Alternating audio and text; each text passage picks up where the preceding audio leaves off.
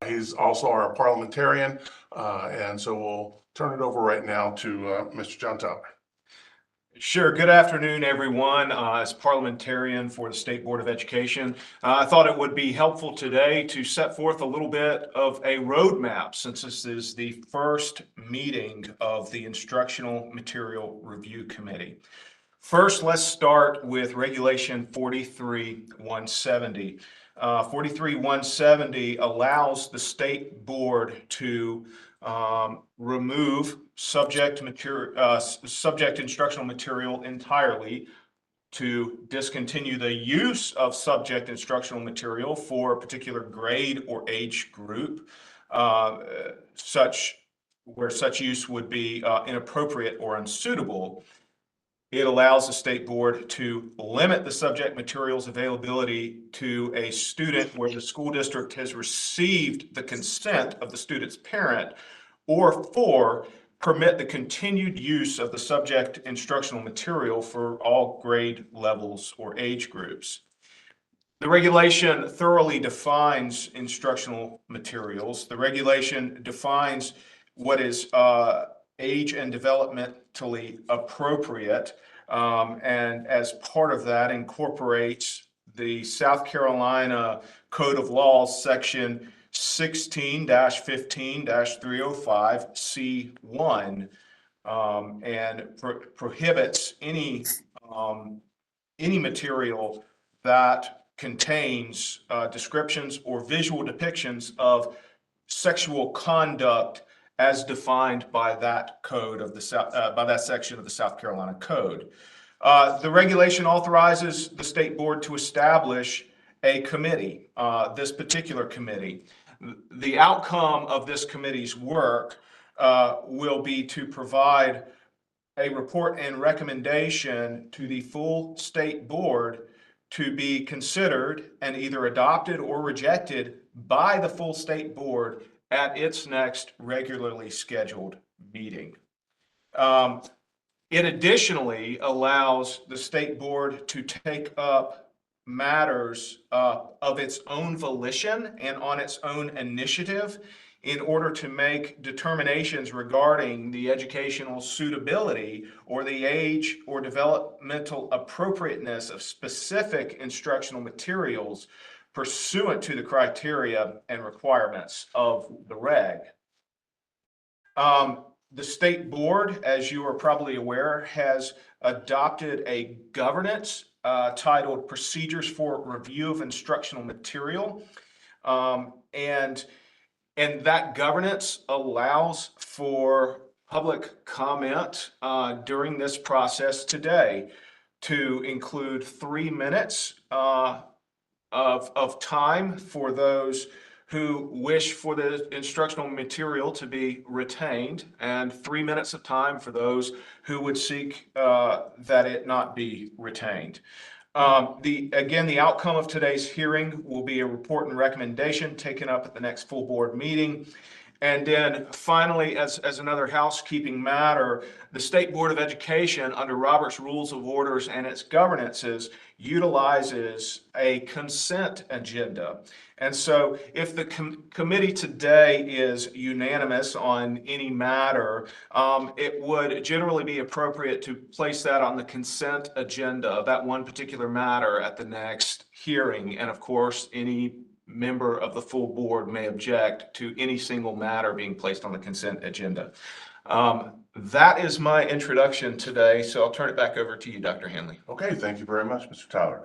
So I also wanted to provide some comments as we get started, as this is a new committee. I appreciate everyone who's on today.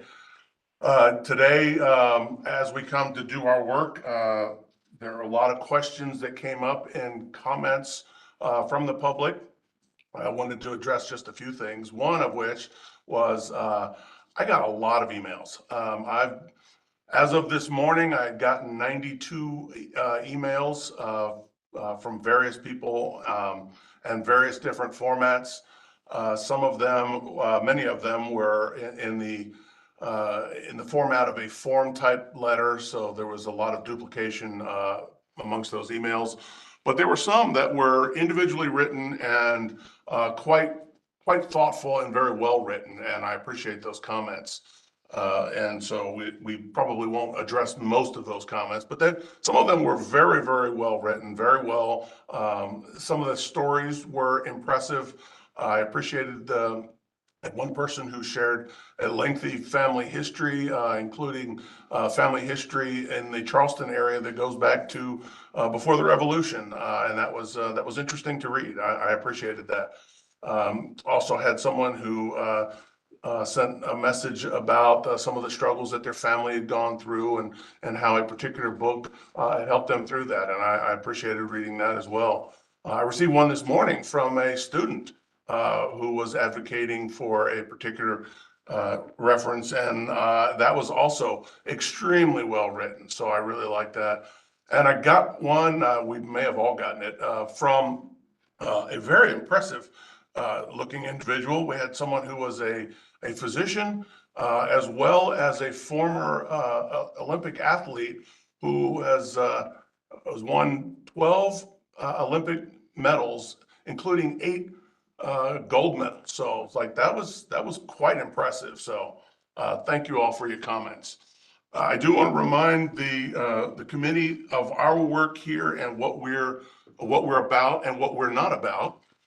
We are here to determine if any of the materials that have been placed before us are in violation of the regulation or South Carolina code. All of these that are before us today are because of the sexual content of the materials in front of us.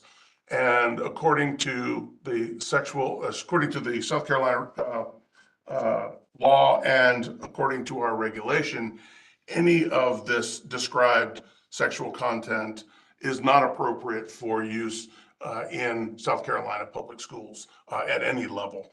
And so I want to keep that in mind. As far as how we got these books, that was one of the questions that came up in several of the emails. And after this committee was started and I was asked to be chair, I asked the State Department of Education if there were any books that were challenged in multiple districts that were clearly violative, or if there were any books that came up frequently in our public comments that we might deal with. And so they produced a list and then had an educational expert, a library expert actually, do the research on each of these and then provided a recommendation to the committee. Now, if we could, we will go on to our work now and looking at the educational materials. The first book that will be considered is Damsel, by Elena Arnold. And we have 2 speakers who would like to speak on this topic. One will be speaking in favor of retaining the material. That will be Mickey Thompson. I'll also tell you that you have 3 minutes, and Mr. Tyler would be our timer on that. And so when Mr. Tyler's timer goes off, we'll ask you to please stop speaking. So do we have Mickey Thompson online? Yes, I'm right here. Okay, great. Yeah, when it's your picture, I can't tell who you are. So when your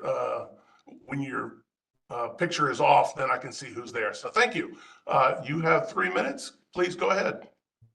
My name is Mickey Thompson. I'm a sophomore at USC Beaufort and founding president of my school's chapter of the Diversity Awareness Youth Literacy Organization. I was one of 5 JALA students who addressed the State Board of Education in opposition to Regulation 43170 in February. And here we are now as this board proposes its first statewide book bans, as we warned would happen. I'm here today in defense of the book Damsel by Elena K. Arnold. This book was won a 97 challenge in Beaufort. It was thoroughly considered by a community review committee and voted to be returned to school library circulation. For you to now remove this book statewide would be a mistake and in direct defiance of the Miller test, which hinges on community standards and considering a literary work as a whole. I read Damsel as a Beaufort High School senior when it was one of 97 challenge books in our county. I can't say that I enjoyed every page of this novel, but the difficulties I had are a testament to how impactful it was and why it must remain available to students. It's raw and it's real and it's confronting, and that is why it belongs in our libraries. Every woman and girl who reads this book can see themselves in the main character. They can see themselves in every hurled insult, every thrown fist, and every not-so-innocent comment made. We live in a harsh reality rife with rape culture, abuse, and misogyny. Speaking as a young woman, the world is scary, and sometimes I feel powerless. I'm not powerless, though. I'm armed with the knowledge I need to survive because I have access to books.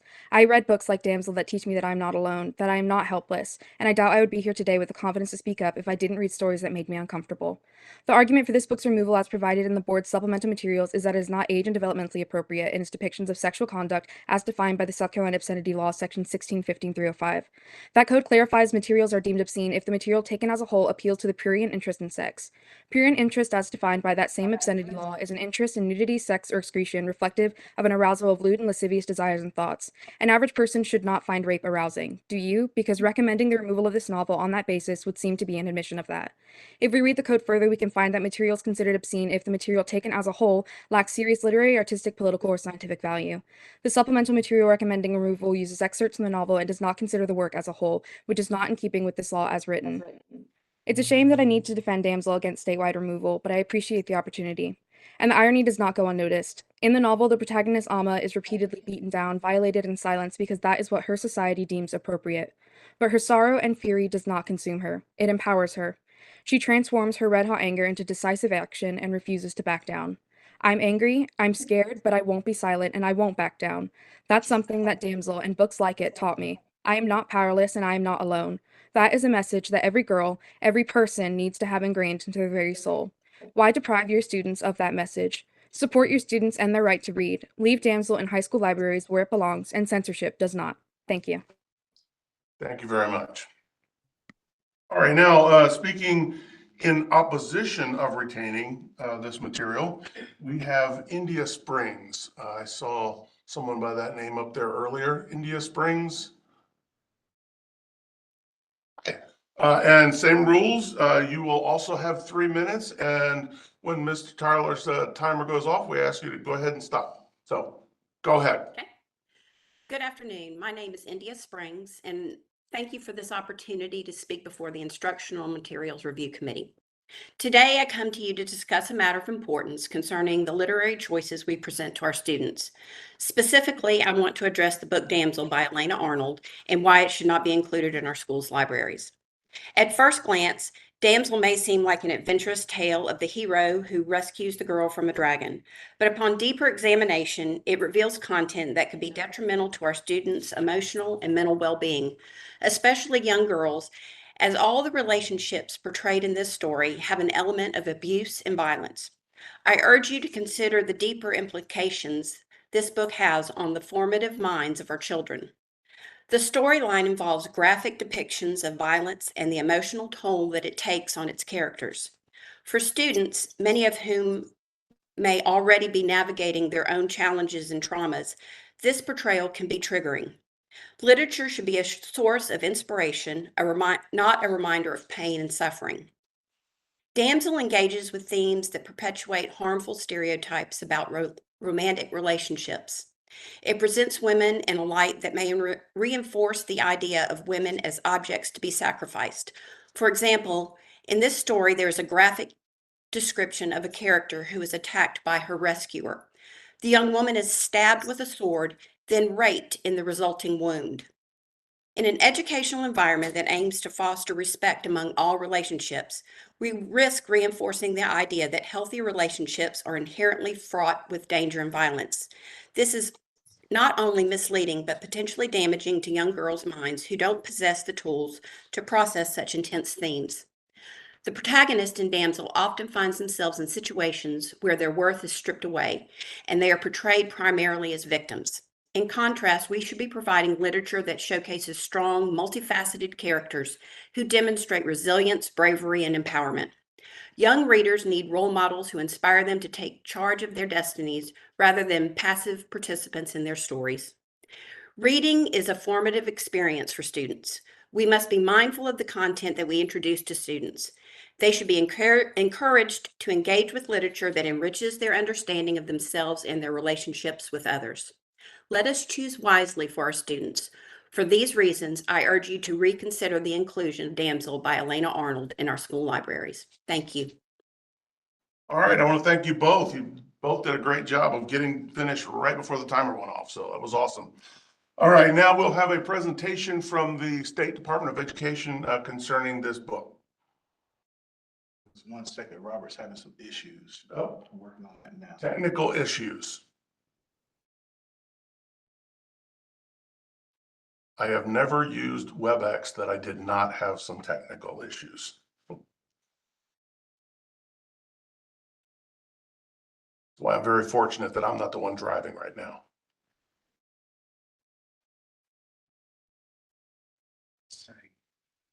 Saying it's not letting. So if he needs to come in here and present, he can. Whatever link he sees on the attendee side. Okay. I'll try to move him. Just force and send a new invite. So I'll tell him to come in here.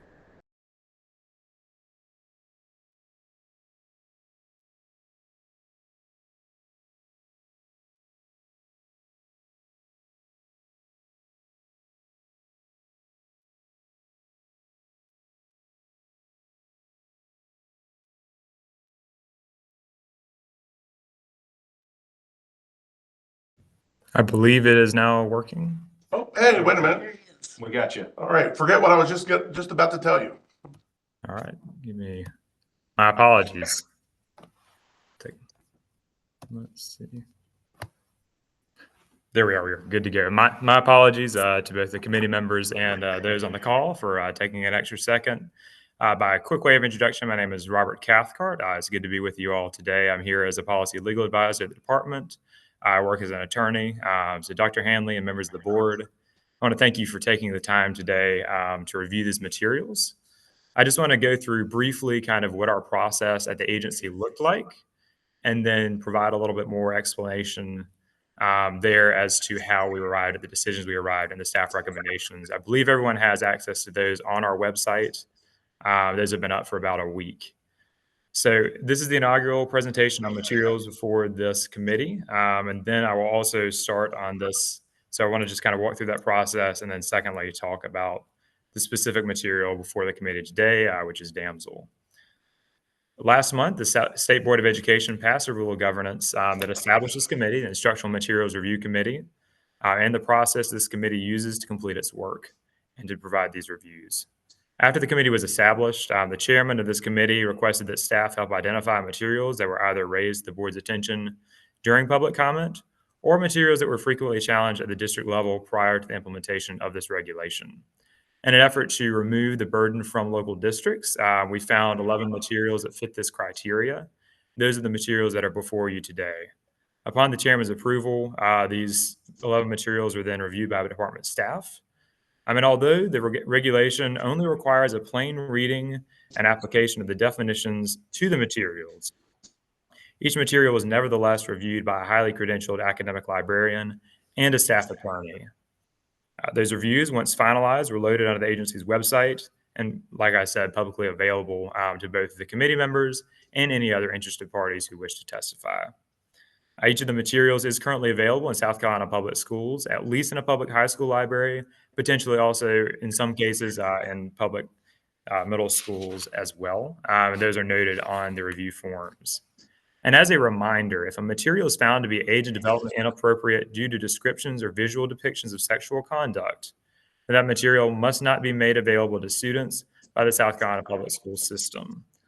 Once again, it's this board, this committee specifically, that will issue that report and recommendation to the full board as to whether or not those violate the regulation and are or are not part of violative. Sexual conduct, as earlier referenced, is defined in State Code Section 16-15 305C1. So I think it's important to kind of have some of that background as we go into the first review. So the material that is for the committee first is the material, the book Damsel by Elena Arnold.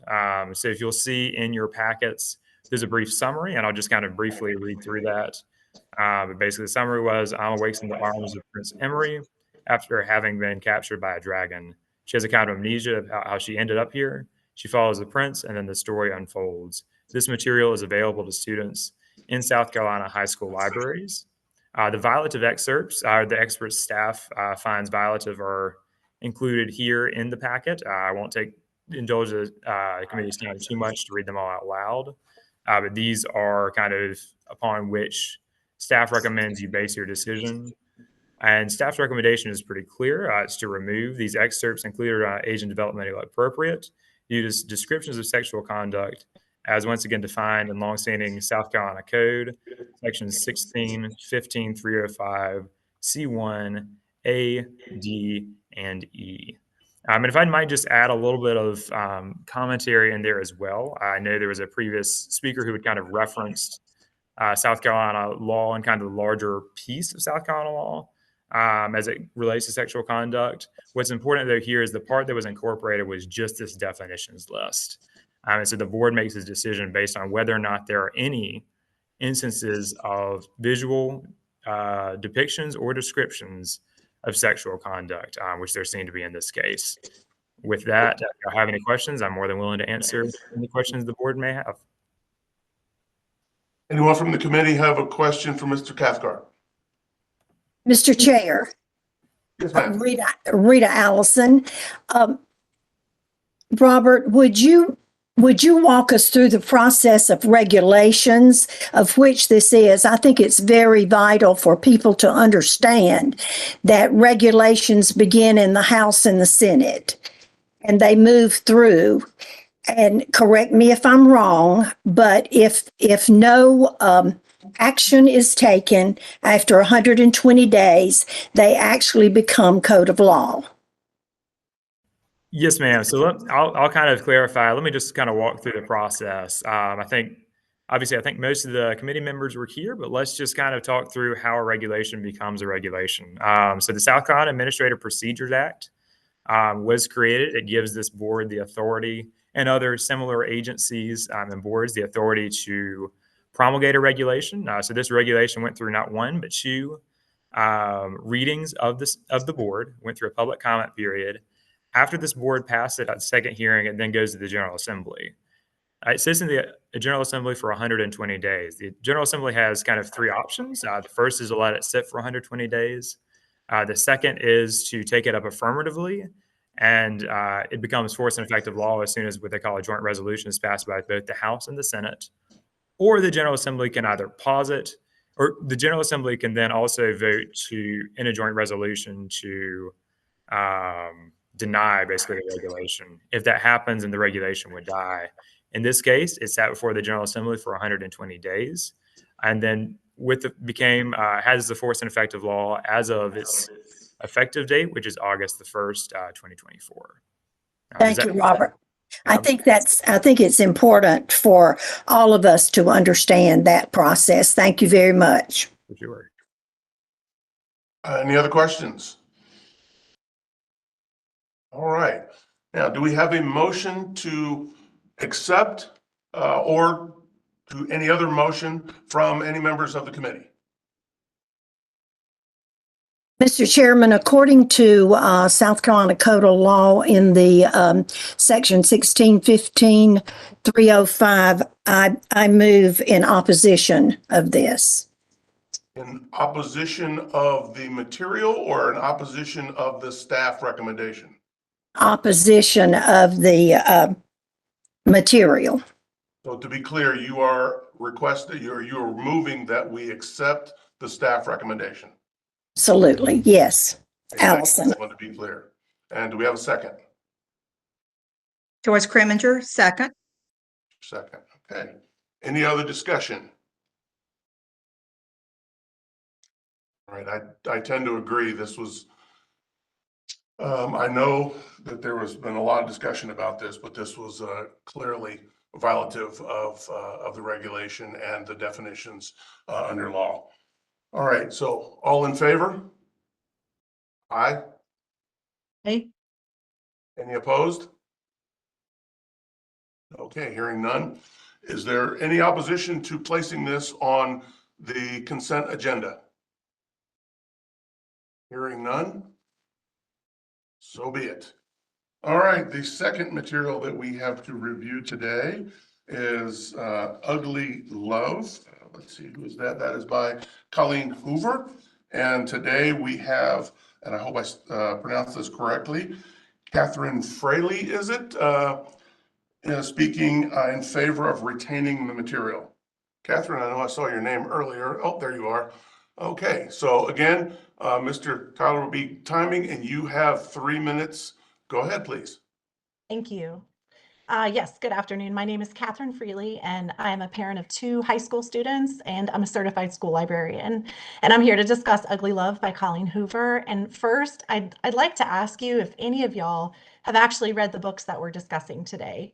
So did you borrow or purchase a copy to examine it fully before making these decisions? And if not, why not? Are these crucial decisions being based on excerpts posted by a biased website? A website created by a group that trains in disrespecting educators. And if you haven't actually read these books, why are other people's interpretations influencing your thinking so heavily? Most schools and districts in South Carolina already have long-standing policies for selecting and reconsidering library materials.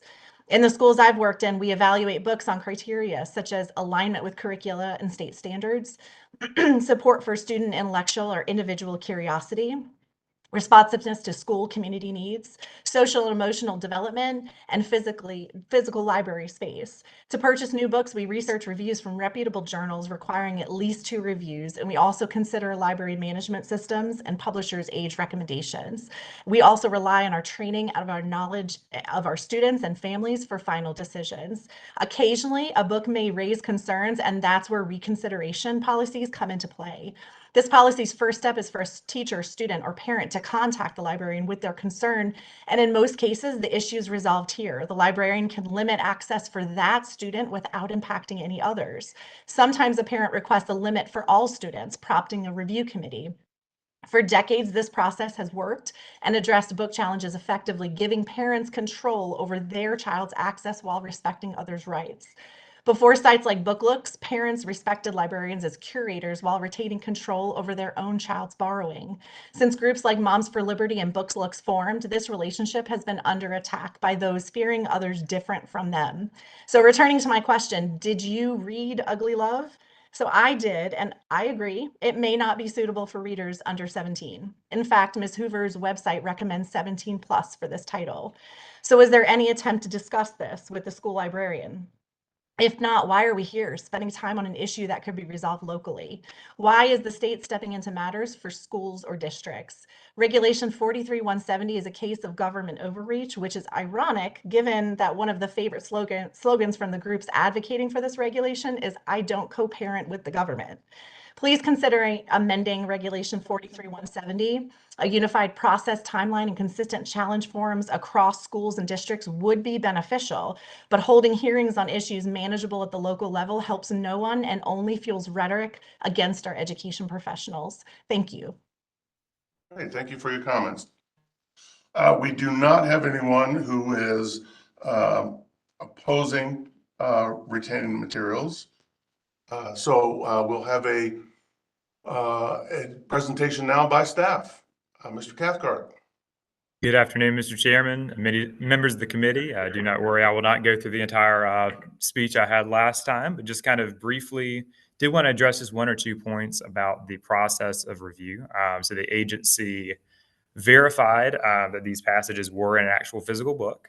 I think it's also important to remember the regulation does not require that anyone read an entire book, but rather that the material have 0 descriptions or visual depictions of sexual conduct. These excerpts, in staff's opinion, do contain sexual conduct and therefore are violative of the regulation.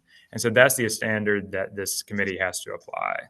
It's not necessarily having to read the entire book, that is always an option, but rather confirming whether or not these specific excerpts contain sexual conduct, because if they do, 1 instance or 1 violation of the regulation is enough for the material to be recommended to be removed, and then is violative of state code, violative of the regulation, and therefore must be removed. So if y'all have any questions, I'm more than willing to answer. Thank you for that clarification.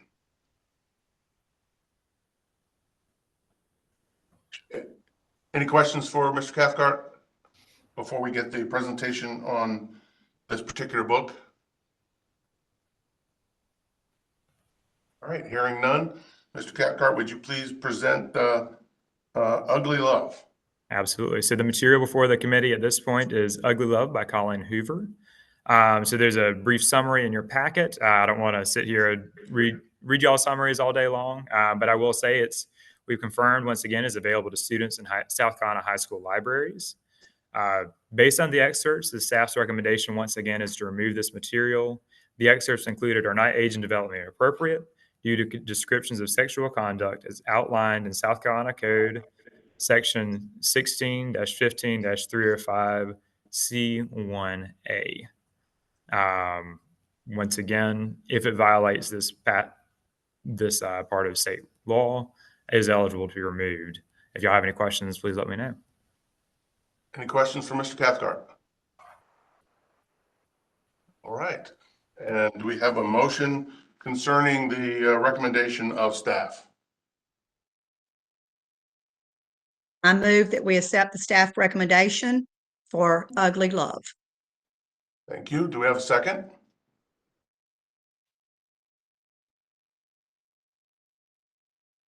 Second, Allison. Okay, great. Thank you. Any discussion? All right. Hearing none. All those in favor? Aye. Aye. Is that 4? Yes. Okay. Having a really hard time hearing you, Ms. Shore. All right. So that would be 4-0 then. All right. So is there any objection to placing this on the consent agenda? Hearing none, we will do exactly that. All right. Now we come to our third title, which is a book by the name of Crank by Ellen Hopkins. We have Mary Foster speaking in favor of retaining this material. Do we have Mary Foster online? Yeah, I see her name up there. Great, thank you very much. And same rules, you will have 3 minutes. Please go ahead. Thank you for the opportunity to speak today. I live in Beaufort County, where 97 books in our public schools were challenged in 2022. We had a policy that required a review committee for each book made of parents, teachers, librarians, school administrators, etc. They each read the book in full and discussed it and made a recommendation. The majority of our school board trusted this process and voted to affirm the recommendations. And as a result, 91 of the 97 challenged titles were returned to shelves. Crank was one of those 91 titles. 7 committee members reviewed it in full, and they voted unanimously to return it to shelves. The information sheet on your website quotes 3 scenes from Crank. I will point out, as someone who has read this book in its entirety, that all 3 of the scenes quoted depict sexual assault and rape. Do we honestly think high school students are not old enough to read about that when statistics tell us that so many of them have lived it? One statistic from RAINN, the Rape, Abuse, and Incest National Network, tells us females 16 to 19 are 4 times more likely than the general population to be victims of rape, attempted rape, and sexual assault. The staff recommendation is to remove this from high school libraries because it has sexual conduct. Interesting, the sexual conduct in this book is not age appropriate, but the sexual conduct in 1984 and Romeo and Juliet is. Are the depictions of non-consensual sex what makes it not age appropriate? And if so, how can we expect young people to mature into adults who understand what consent actually is and what it isn't if we won't even let them read about it? This book also talks about drugs a lot. I reached out to the author and asked if she wanted to share anything about her book. She wrote me back in part, quote, "Crank is a cautionary tale loosely based on my own daughter's walk with the monster drug methamphetamine. Before lobbing judgment, please understand we were an upper middle class family. We sang in church choir together, gardened and baked together, hiked and rode bikes together. She was a straight A kid, but met the wrong boy, and one wrong boy, a couple of bad choices, her dreams disintegrated. I was determined to turn other teens away from this path if I could. I wanted those who'd already chosen that direction to believe there was a way out. And I wanted people who'd never made the choice to develop understanding and empathy for those who had," end quote. Ellen Hopkins wrote this book to try to protect and help young adults. It does not glamorize drug use or sexual activity, but it does depict difficult situations and the realities of drug addiction. Our children deserve to have access to books that prepare them for the world. This book may not be for all readers, few books are, but I am certain there are young adults whose lives will be changed for the better and possibly even saved by reading it. I implore you to read it in full and then allow it to remain on high school library shelves. Thank you. Thank you very much. You know, all of our speakers have done a great job so far of coming in right under the time limit. So I appreciate your attention to detail there.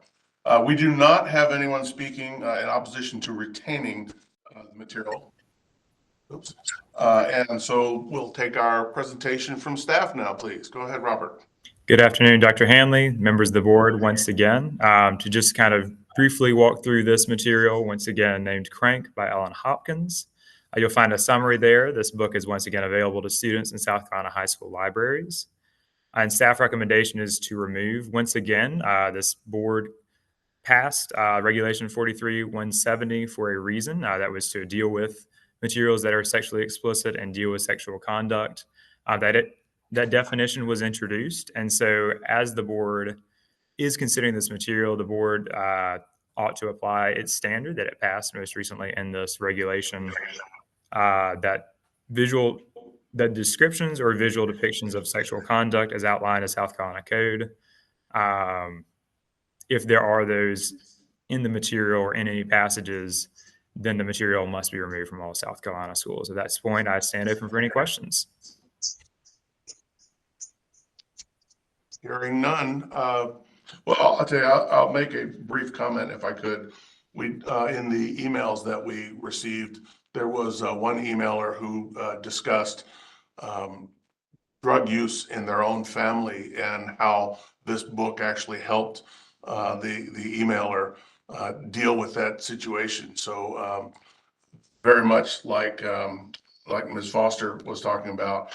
And I'll tell you, after reading that email, I wanted to get to yes on this book. But unfortunately, it appears that as the staff has described it and found the excerpts, it looks like we're kind of stuck with that. So is there a motion to concerning the staff recommendation?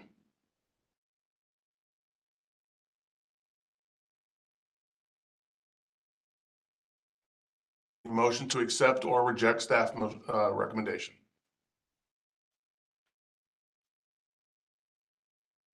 I think you're on mute. If anyone's trying to talk.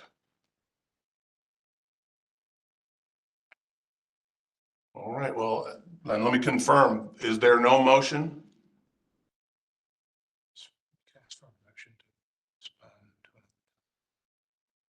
Would anyone like to make a motion to postpone to another time on this?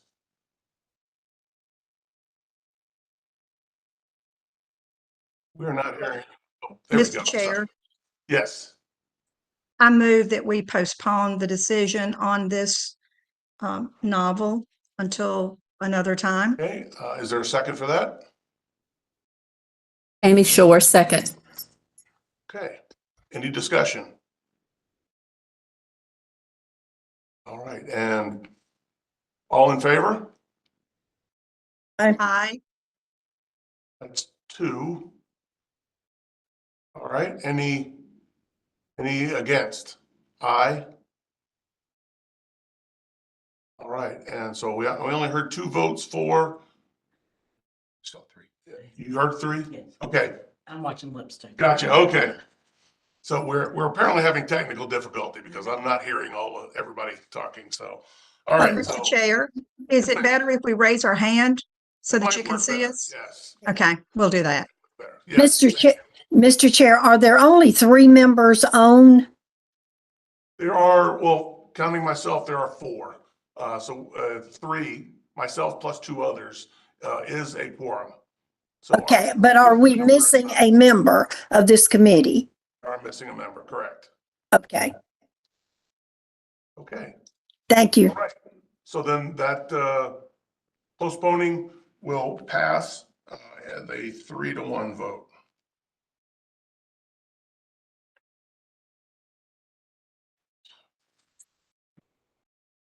Our next title that we'll be reviewing is To Kill a Mockingbird by Harper Lee.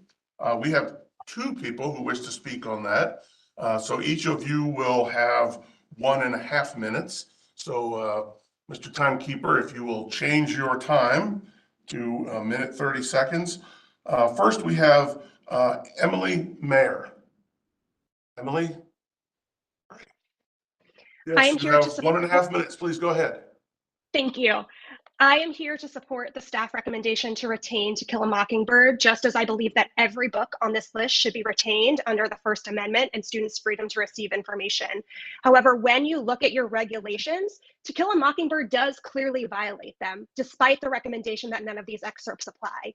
It openly uses derogatory, abhorrently racist terms for Black people and depicts sexual violence, which under the language of your regulations that you've already voted on would warrant its removal.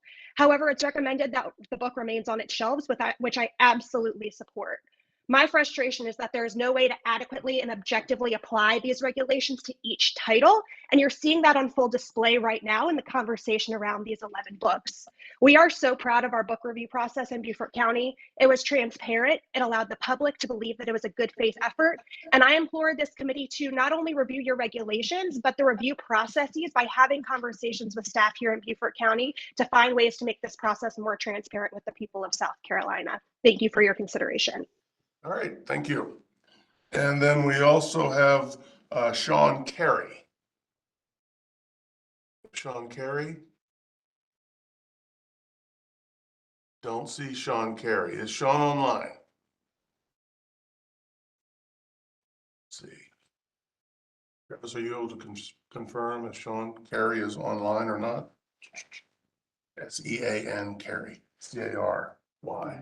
Oh, I'm not seeing that person. Okay, we do not have that person online today. All right. So now we will, and we do not have anyone who is opposed to retaining the material. So if we could have our presentation from Mr. Cathcart. Thank you, Mr. Chairman. And once again, members of the community, or members of the committee, my apologies. I started out a little too fast there. Let me slow down. Members of the committee, as is noted in the review material, the story in To Kill a Mockingbird does revolve around a trial involving sexual assault or alleged sexual assault. This assault happened off stage or before the main events in this story. The story merely acknowledges that it happened, but doesn't actually describe it. And the mere mention of the assault is not enough to rise to the level of description. I think that's something important to kind of consider is in the regulation that this board passed, it says description or visual depiction. It doesn't just say doesn't just give the definition. It gives a couple of words for that I think are important. In addition to a description implies that the conduct at issue is occurring squarely before the reader. To analogize it to a theater is occurring on stage, not off stage, or analogous to film is on camera and in focus in this particular movie, not something that happened in a prequel. In other words, the audience sees and hears it. The assault in this situation happened off stage. The alleged assault, happened off stage or before the main events of the story. The story acknowledges that it allegedly happened in the trial, but doesn't actually describe it. Therefore, the passages in To Kill a Mockingbird do not violate the regulations prohibition against passages containing sexual conduct as outlined by sections 16, 15, 305 C1. If y'all have any questions, I'm more than welcome to answer. Any questions for Mr. Cathcart? He definitely showed off his lawyerness there. All right. Do we have a motion concerning the staff recommendation for To Kill a Mockingbird? Mr. Chair, I move that we accept the recommendation for To Kill a Mockingbird. Second, please. Gives you a second. Any further discussion? Okay, and those in favor? Aye. Aye. Aye. Yeah, that sounds like 4. And so there'll be none opposed. Any objection to placing this on the consent agenda? Hearing none. It happens. All right. Our next title will be, and make sure that we're correct here. Yep. A Court of Frost and Starlight, we do not have any speakers in favor of retaining or removing in this case. And so we'll go straight to our staff presentation by Mr. Cathcart. And members of the committee, you'll see before you the excerpts as well as a summary. Once again, this material is available to students in South Carolina high school libraries, kind of all across the state.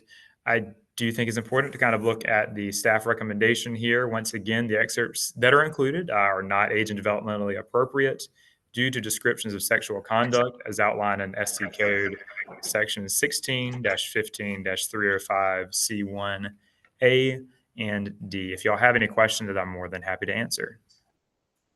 Any questions for Mr. Cathcart? All right, do I have a motion concerning the staff recommendation for a Court of Frost and Starlight?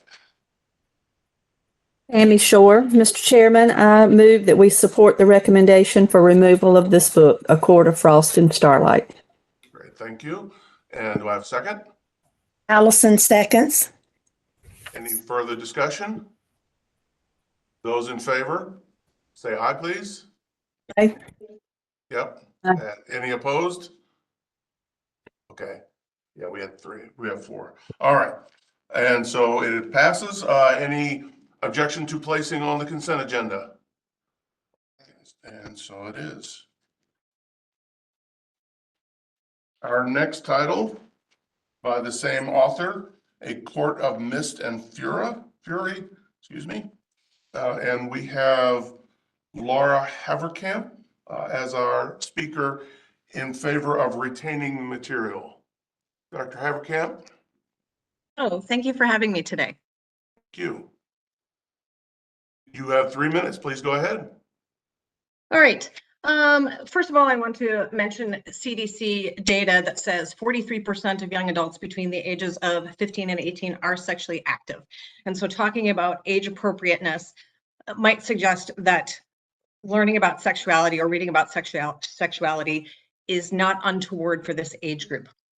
The ACOTAR series, A Court of Thorn and Roses, it's fantasy, yes. It addresses important issues like trauma, building family, obligations to yourself, to your leaders, to your family, to your friends. It talks about art as a type of therapy. It discusses female power and female solidarity. It discusses bodily autonomy. I polled my university students about this book series. And when they mentioned explicit, the word explicit did come up. Explicit consent. The main character and her partner give explicit consent. I think this is an incredibly important thing for teenagers to learn about. The main character also exits an unhealthy relationship when she recognizes that it's unhealthy. Here's what's also important. The main character opposes tyranny. Some of the tyranny in the fairy court is maintained by controlling access to information. I hope it's not lost on you that this book is being challenged and you're hoping to ban it. You're denying access to information. I also want you to know that Wired counted this series as one of the best fantasy series in the decade. Adolescence is an incredibly emotional time, and books help us process those emotions and difficult experiences. And processing those emotions is better done through reading by proxy than doing it themselves. Also, I do want to say that the main character, because she has autonomy, she learns and makes better decisions. If you're voting to maintain Romeo and Juliet, she's a 13-year-old girl, histrionic, and she poisons herself. I think Fair in this series is a much better role model for girls. Okay, thank you for your comments. And we do not have a speaker for the other side. And so we will take our staff presentation now. Mr. Cathcart. Good afternoon, Mr. Chairman, members of the committee. Just in brief, you have the excerpts before you as well as a summary. Once again, this material is available to students in South Carolina high school libraries. And I think it's important to just once again return to the definition and the regulation of age and developmentally appropriate, and that if any material in a South Carolina public schools, in the public school system, has any excerpts that contain descriptions of sexual conduct, it is violative of the regulation for all ages. And that's the regulation this board, in its wisdom, passed. And so as a committee, your job and obligation is to apply that law to the facts. So if you have any questions, I'm more than willing to answer. Any questions for Mr. Cathcart? Mr. Cathcart, I have a comment for you. Looking at the staff recommendation, there are at least two of the passages that would also be violative of the definitions found in 1615-305, section C1, under paragraph letter E. So if we could add that, please, to the description in our final report as well. Yes, sir, Mr. Chairman. And do we have a motion concerning the staff recommendation for a court of mist and fury? Allison, move to accept the staff recommendation to remove a court of mist and fury. And do we have a second? Second. Any further discussion? Okay, all of those in favor of accepting the staff recommendation, raise your hand, please. It looks like 4 of us, and so there will be none opposed. And is there any objection to placing this on the consent agenda?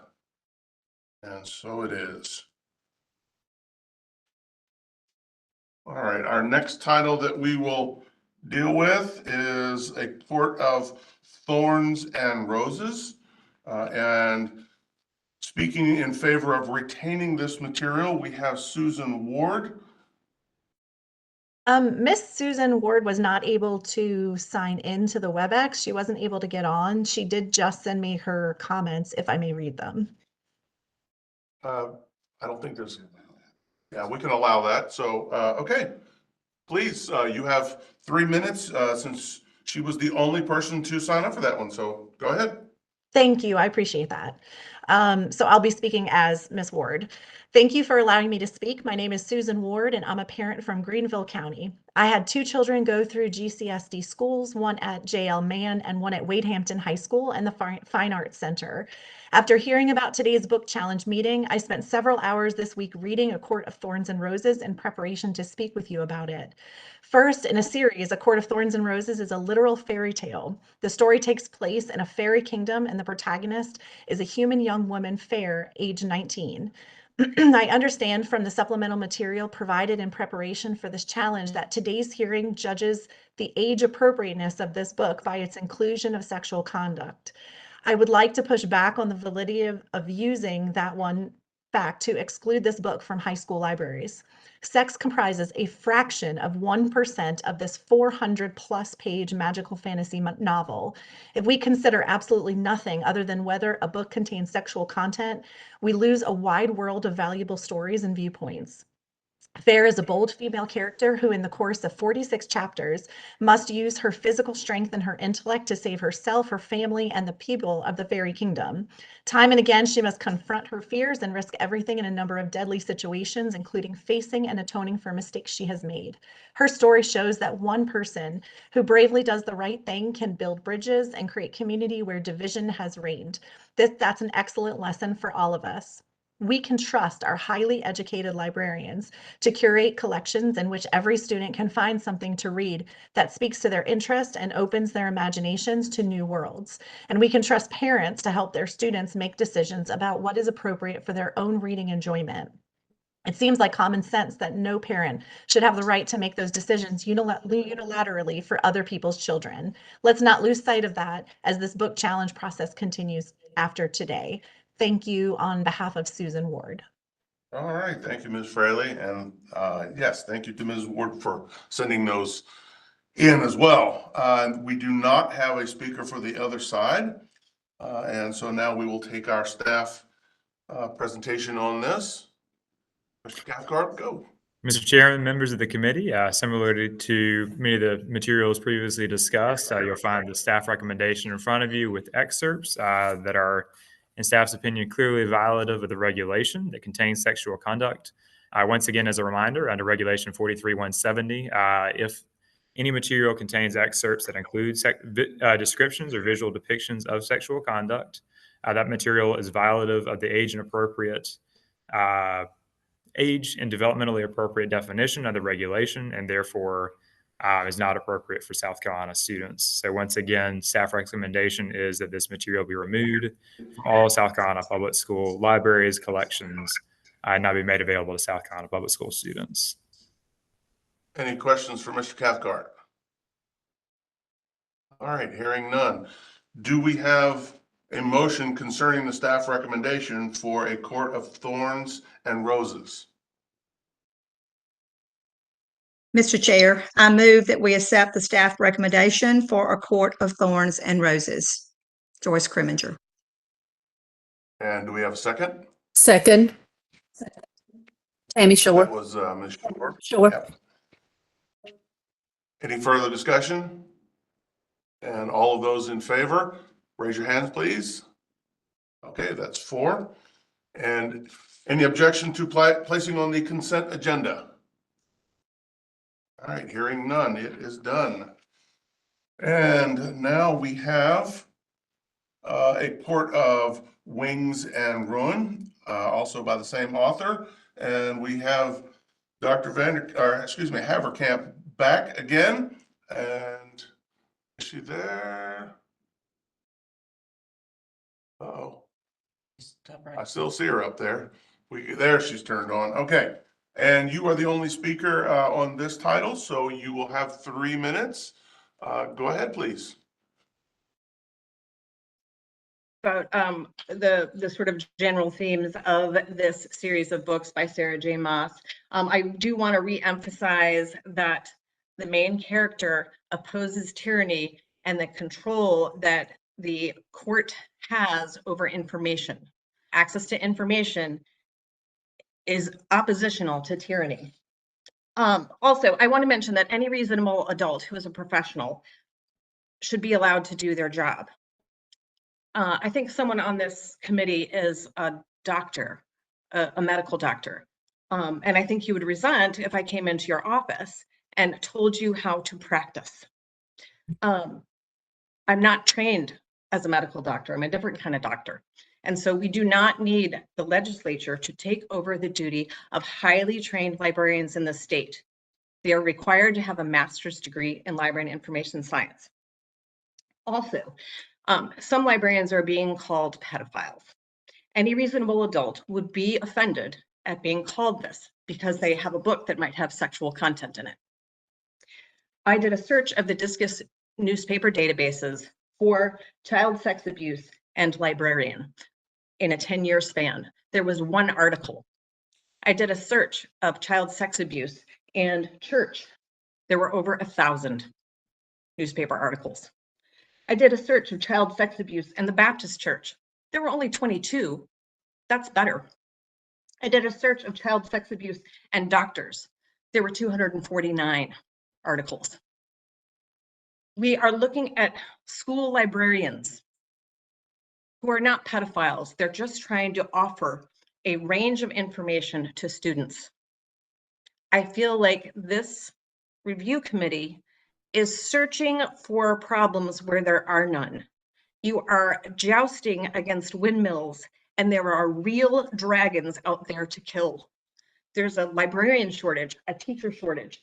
There are behavioral issues. There are inequities in our schools, and you are focusing on banning materials. Okay, thank you. And since we do not have a speaker for the other side, could we please get the staff recommendation now?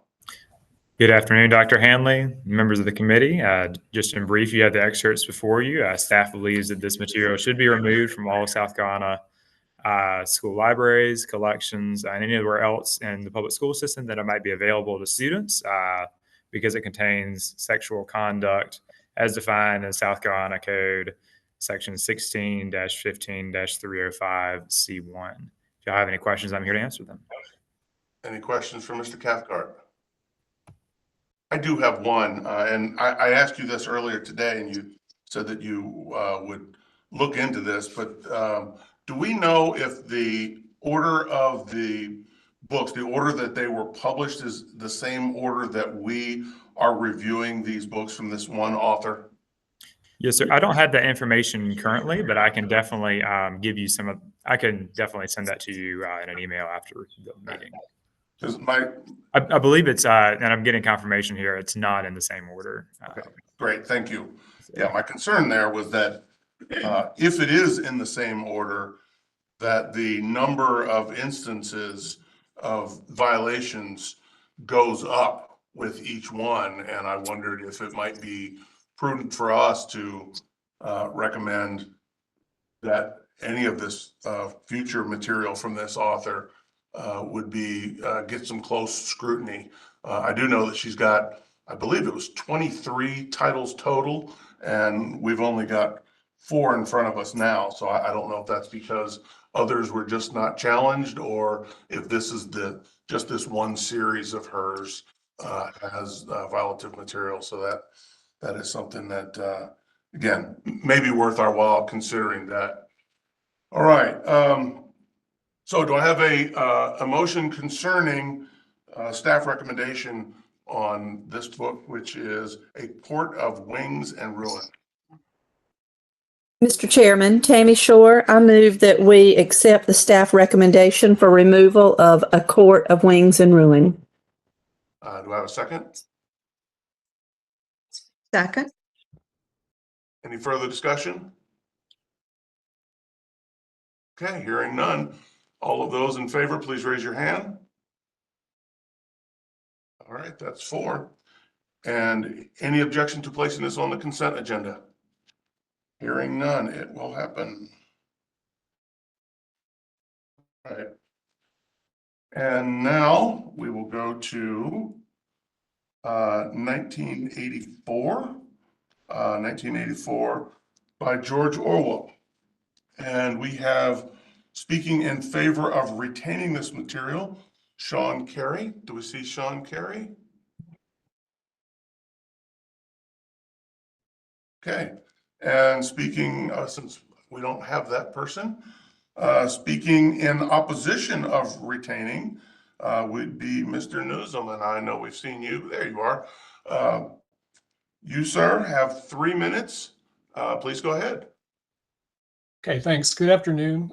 There may be legitimate reasons for the board to conclude texts do not meet SC's educational mission, but no book should be removed or retained based merely on the pre-existing opinions of government officials. The committee's summary of 1984 reads inaccurately, "There are no excerpts or passages in the work originally written by George Orwell that are not, quote, age and developmentally appropriate as defined by Regulation 43-170. I have to conclude that there is viewpoint discrimination in the review process because only the 3 classics, to use the words of a department spokesperson, have been reviewed without any included quotes. While the quotes included with the non-classics appear to have come from book banning websites like the Moms for Liberty affiliated Booklooks. It is difficult to believe the reviewer read 1984, which objectively contains sexual content as described in the regulation. See parts A, B, and E of the section of state law cited. This content must be considered if the classics are to be evaluated using the same process as the other books. Warning, explicit sexual content and discussion of sexual assault. Quote, I want to rape you and then murder you afterwards. Page 101.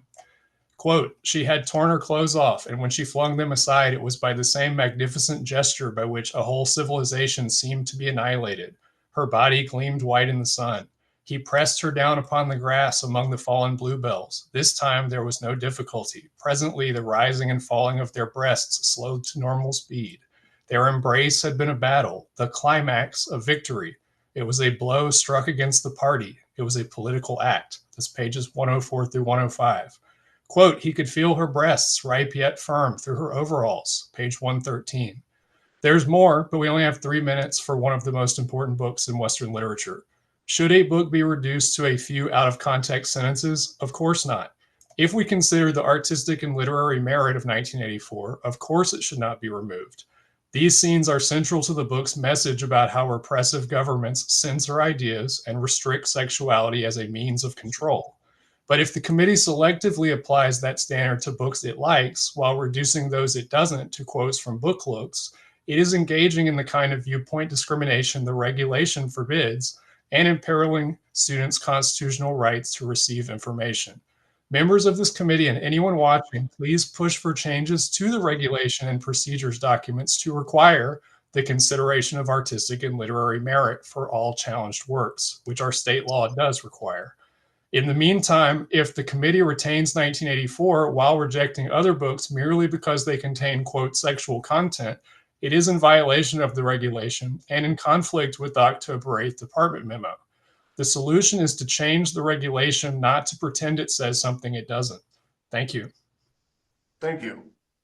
Perfect. You hit the timer right on the money. All right, we did not have our speaker for the other side. So we will go to our staff recommendation now. Mr. Cathcart, there you go.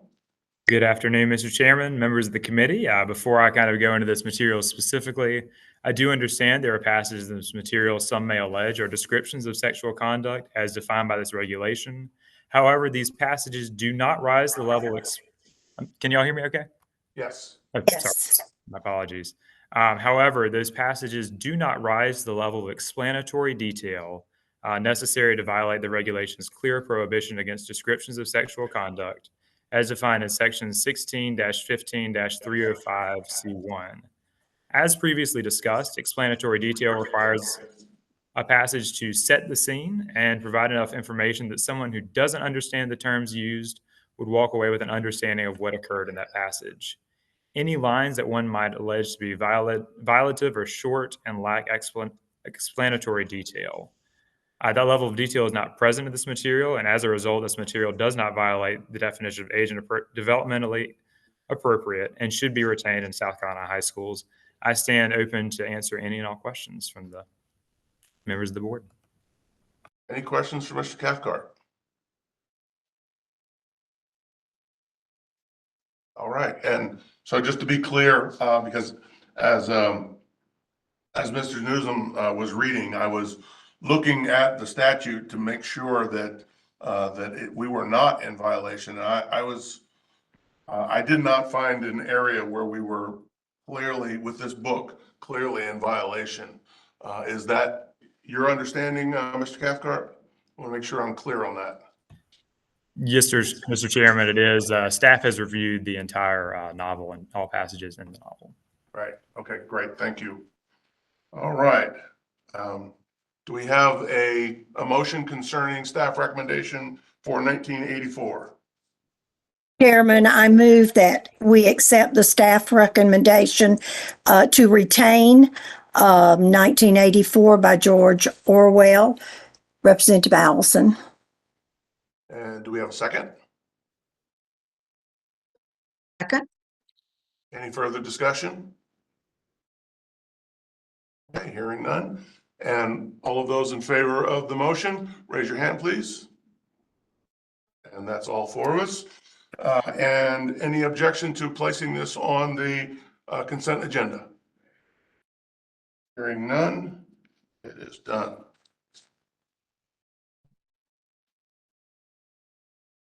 And now we have Romeo and Juliet.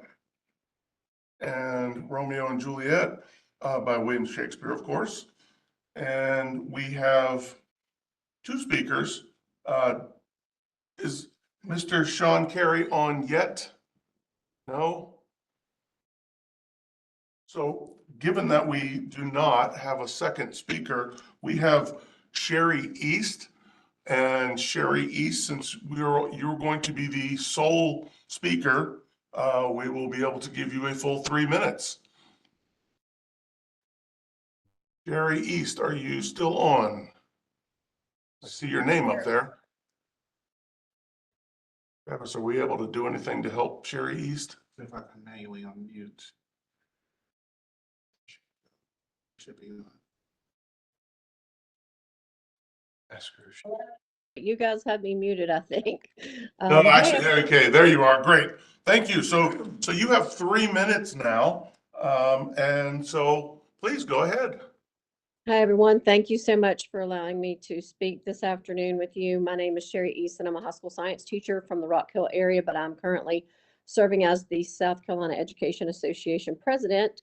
And I'm here today to speak in favor or in agreement with your leaving Romeo and Juliet alone. And, but I have my 3 minutes now. I'd say, Romeo, Romeo, wherefore art thou, Romeo, deny thy father.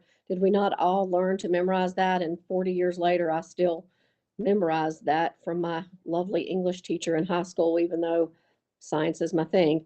And don't remember it being detrimental in any way. So I would think that Romeo and Juliet should be allowed to stay along with the other books here. But we believe that this is an overreach of the state board altogether about you're taking away the local control for local districts who, prior to 43-170 being enacted, really took painstaking time and money to develop committees to decide what works best for their area and their district, and that we would like to see the local control go back. And even though I know the intent of 43-170 was to protect our young people, what it has done to teachers across the state on calls I have gotten, you may not have realized have caused this. Novels have been locked away in closets, and teachers been told they can't teach novels anymore. They can only teach parts of novels out of a textbook. I had a call this weekend from a science teacher teaching genetics because of a breast was shown because of a breast cancer gene, and he was worried a parent had called because, in the mind, it was a naked woman. No, he was trying to teach about human anatomy and genetics. We have had districts that have enacted scanners where teachers have had to go through and catalog. They have had to set aside staff to go through, and it's just already stressing an overloaded and taxed system. It's very heavy-handed from the state board to do this. I appreciate that the staff has read the books and has their recommendations. And I do appreciate that you guys went against a staff recommendation today, because it seemed like this was a courtesy hearing today where you were going to allow us to speak to say you did that, but you already have made up your minds what you were doing. So I'm very pleased that you are actually going to reconsider one of the books. So I think that's it, because I thought I only had 1 minute. And we just would ask you to reconsider and place back the local controls. Districts already have safeguards in place. Parents can already restrict what their children check out of libraries. So I think what we are doing here is very heavy-handed, and ask that you reconsider this whole process. Hey, thank you very much. You came within 6 seconds of using the full 3 minutes. So, hey, good for you. So, all right. Since we do not have anyone speaking on the other side, we will go to our staff presentation now.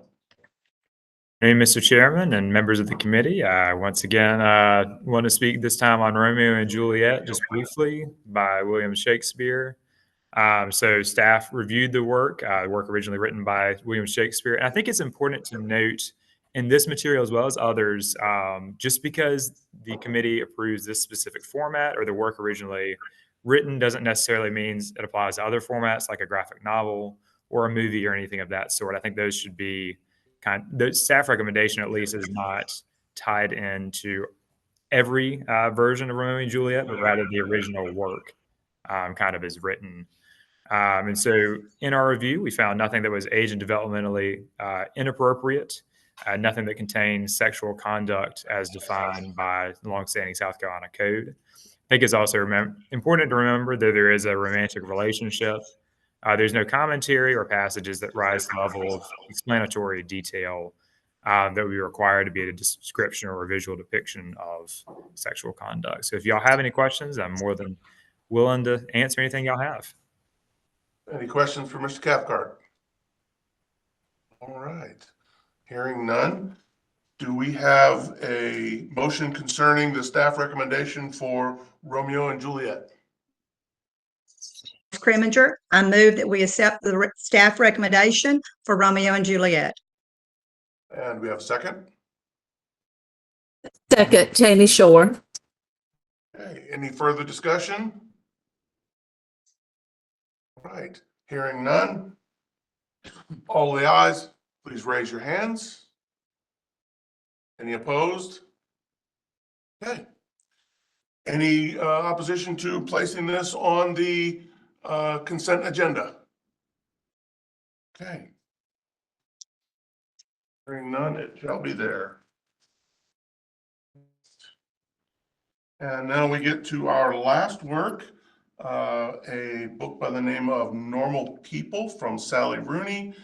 There is no one who was asked to speak on this topic, so we will go straight to our staff recommendation if we could. Good afternoon for the last 11th and final time, members of the committee and Chairman Hanley. Thank y'all for taking the time to go through this process. So this material, Normal People by Sally Rooney, you see the summary there. It's available to students in all South Carolina, or in some South Carolina high school libraries.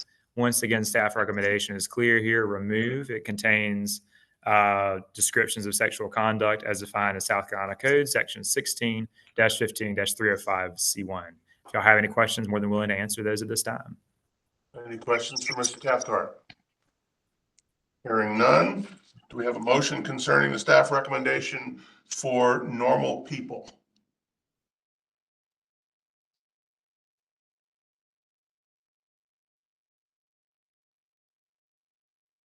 Any motion? Here, Mr. Chair, Tammy Shore, I make a motion that we accept the staff recommendation and remove Normal People. And do we have a second? Yeah. Okay. Any further discussion? All right, hearing none. All of those in favor, please raise your hands. All right, that's all of us. And any objection to placing this on the consent agenda? Okay. Hearing none. So for the consent agenda, just to be clear, we are sending the staff recommendations for Damsel, Ugly Love, To Kill a Mockingbird, A Court of Frost and Starlight, A Court of Mist and Fury, A Court of Thorns and Roses, A Court of Wings and Ruin, 1984, Romeo and Juliet, and Normal People. We are postponing until further notice our work on the book, Frank. All right, so Mr. Parliamentarian, See if there's a motion to adjourn. All right, how about that? We actually finished it. It's not nearly as long as I thought this was going to be. Do we have a motion to adjourn? I move. Preminger. And do we have a second? Second, Shore. Any further discussion? No, hearing none. All of those in favor of adjourning, please raise your hand. Stand adjourned. We stand adjourned.